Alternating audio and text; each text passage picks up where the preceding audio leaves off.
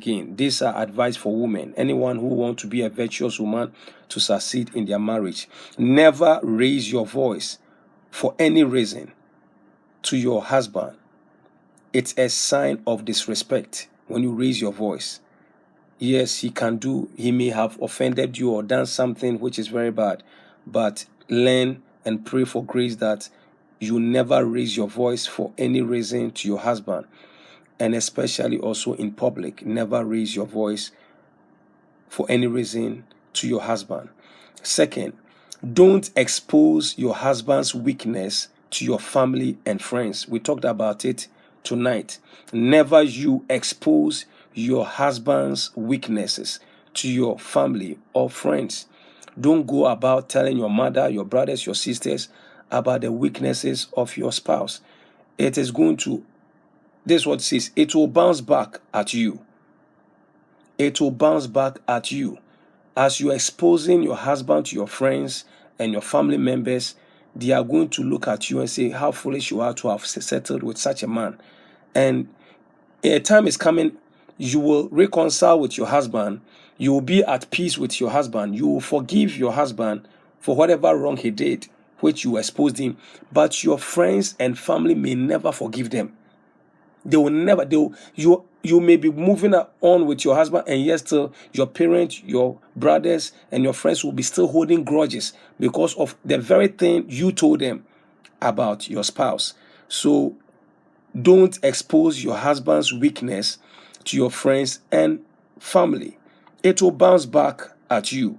You are each other's keeper. Cover the nakedness of your spouse. Don't go about exposing them. 3, never use attitudes and moods to communicate to your husband. Never use attitude or moods to communicate to your husband. You never know how your husband will interpret them. You never know how they will interpret them. Defensive women don't have a happy home. Defensive women don't have a happy home. If you're unhappy about something, it's better you voice it out and make it clear in your communication. But don't use your mood and your attitude.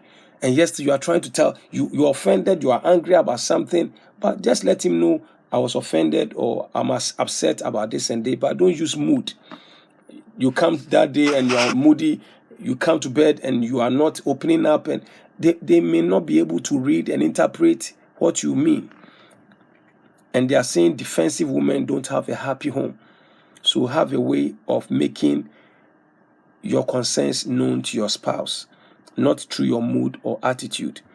4, never compare your husband to other men. Never. Men don't like that. Never compare your husband to other men. You've no idea what their life is all about. You have no idea what their life is all about. If you attack his ego, his love for you will diminish. If you attack their ego, their love for you will diminish. Don't go about comparing your husband to your ex, comparing your husband to your father, comparing your husband to somebody else's husband. When you do that, their love for you will diminish. Their love for you will diminish. 5, never ill-treat your husband's friends. If your husband even have bad friends, never ill-treat your husband's friends because you don't like them. The person who is supposed to get rid of them is your husband, not you. Never forget that your husband married you, not your maid or anyone else. Do your duties. There are people who ignorantly sometimes, I'm busy. Can you do this for my husband? They are telling their friends to do this with their husbands, or in areas whereby they have helpers, their younger sister to do this. Can you be cooking for my husband or my? And now their duties, they have delegated it to their friend or family member. Remember, your husband is your sole responsibility. Now, the very friend you are saying, please, can you go to the grocery with my husband and buy something? I'm too busy for work. Can you just... By the time you realize your husband is developing a relationship with that person. Because now you have given what is your duty and responsibility, you've delegated it to a friend or a family member, a sister. And that's where we found many men having sex with their wives' sisters, or having relationship with their wife's best friend. How did it happen? When you started giving responsibilities, that is your sole responsibility, to your best friend. Oh, you are my best friend, so why don't you do it with my husband and go out? No, please. You are setting yourself, your marriage up for failure. Never forget that your husband married you, not your friend, family member. Do your duties. Never assign anyone, listen to this, very important, connected to the first, what I just talked about. Never assign anyone to give attention to your husband. Never assign anyone to give attention to your husband. People may do everything else, but your husband is your soul, your own responsibility. People have ignorantly allowed their friends and allowed their sisters, and today it has brought about bad experiences. Don't do that. Your husband is your responsibility. If you have to cook. If you have to, it is your responsibility. Don't delegate it to somebody, and as the person is doing it, that's where relationship begins, affection begins. By the time you realize something which was ordinary has become something else. Never blame your husband if he comes back home empty-handed. Rather, encourage him. Never be wasteful wife. Your husband's sweat is too precious to be wasted. Never compare your husband to your one-time ex-lover. Your home may never recover from it if you do so. So that is for wives, how to be wise in treating and dealing with their husbands. Now I'm going to give some godly advice to men, and I pray it is not good advice but godly. Today we've learned that we have good advice and we have godly advice. I pray that these ones are godly advice, that when we implement it, it will save our marriage and help us. How men we should treat our wives. Don't shout at your wife when you are talking. It really hurts her. Don't shout. It's the same thing. Don't raise your voice to your husband. We men too, we are being admonished. Don't shout at your wife when you are talking. Don't shout. All of us, if you're a man, let your husband know they should not be shouting at you. Proverbs chapter 15 verse 1. Do not speak evil of her to anyone. Your wife will become who you call her. Do not speak evil of her to anyone. Your wife will become what you call her. So we can't go about talking evil maliciously against our wives. Genesis chapter 2 verse 19. Do not share her love or affection with another woman. It is called adultery. Any man hearing me, do not share her love or affection with another woman, whether it is your co-worker or colleague or whoever. And some of us, we are diplomatically committing affairs because we are flirting with other women, spending more time on chatting and texting with other women than our wives. That is another level of adultery. Some of you know what I'm talking about. You will not physically do it and you will not openly do it, but you are flirting around with some woman at your workplace. It's called adultery. Stop it. Matthew chapter 5 verse 28. Never compare your wife to another woman. 2 Corinthians 10 verse 12. Never you compare your wife to another woman. Be gentle and accommodating. She has sacrificed so much to be with you. It hurts her deeply when you are harsh and irritating. Be tender. Let us be tender towards and gentle and accommodating towards our wives. I know we men are going to do that. Hide nothing from her. Be transparent. Some of you should stop locking your key, your phones so much that your wife cannot even get access. How come your wife cannot get access to your phone? How come you are afraid when your wife wants to take your phone?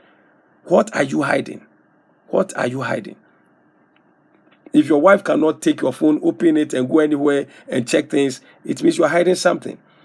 Don't hide nothing from her. You are now one, and she's your helpmate. Let there be no secret you are keeping from her.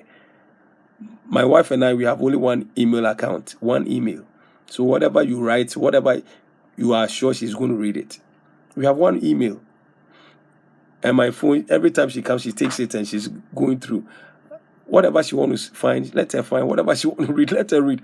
I have nothing to hide.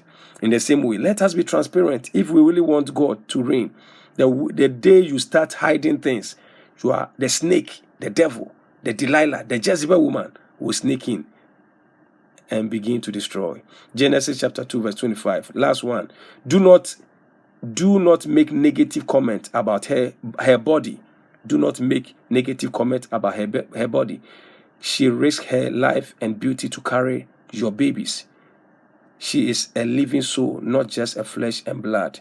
Proverbs chapter 18 verse 22. A lot of women have gone through a lot of sacrifice giving birth, and sometimes when they give birth, they go through changes. So they are not the same as we found them, and therefore don't allow the changes they go through, you begin to look down on them or talk bad about them. And I believe that these are godly counsels. You get more of these in my book, Emergency Prayers for Marriage Restoration. I recommend that all of you get it, and it will be a blessing. Emergency Prayers for Marriage Restoration. In this book, we talk about how to pray for salvation for your spouse, how to pray against the strange woman, how to pray against witchcraft and spells against your marriage, how to pray against divorce and separation, the marine spirit husband, spirit wife, how to pray against generational curses that affect our marriages, how to pray for your marriage restoration. If you are single and you are getting yourself ready to get married, you need this book. If you are married, you need this book. If you are having problems in your marriage, you need this book. And if there's anybody having problems, get them this book. It will be a blessing to them. Emergency Prayers for Marriage Restoration. It will equip you with the knowledge to defend your home from divorce and separation and satanic attacks against our marriages. You can get it on our website, www.freshfireprayer.com, www.freshfireprayer.com. And you can also buy the ebook, and it will be sent to you through your email, and you can start reading it. Emergency Prayers for Marriage Restoration. You will get godly advice and spiritual. Some of you don't even know how to start praying. We will teach you how to pray, and then you learn and you move on. Remember, the conference is coming. The Deliverance Conference is coming up this weekend, Friday, Saturday, Sunday. I'll be in New York. I'll be in New Jersey. I'll be in New York on Friday, 7 p.m. to 10 p.m. for a deliverance section. The address is 557 Rogers Avenue, Brooklyn, New York, 11225. 557 Rogers Avenue, Brooklyn, New York, 11225. Friday, meet me at 7 p.m. to 10 p.m. The presence of God, the power of God, the glory of God will be present to set the captives free and bring restoration and deliverance. And on Saturday, we'll be in New Jersey, from 11 a.m. to 2 p.m. 11 a.m. to 2 p.m. Come with your husband if you need counseling. We'll sit you down, we'll counsel you, and we'll also give you opportunity to ask questions that you need to be answered. There'll be a marriage counseling and marriage seminar and counseling session, one-on-one with myself, Apostle ID, and Pastor Temi, the woman of God who just ministered. She will be there to also give you godly advice, whether you are single, wanting to marry, and what to do. We will be there to help. And the address for the New Jersey is 557 Rogers Avenue. The New Jersey address is 587 South Orange Avenue. 587 South Orange Avenue, Newark, New Jersey. 587 South Orange Avenue, Newark, New Jersey. Zip code 07106. Then Sunday. So on the Saturday, we'll have also evening session. The evening session is for deliverance, 7 p.m. to 10 p.m. Then Sunday, we'll come back to New York from 11 a.m. to 1:30 for a prophetic deliverance in New York. Remember, the address is 557 Rogers Avenue, Brooklyn, New York. For more information about this conference, call 929-261-8599. 929-261-8599. Or go to overcomersinchrist.us and they'll get you more details about the coming conference. Come, and God will bless you. God richly bless you. And I pray that today what you have heard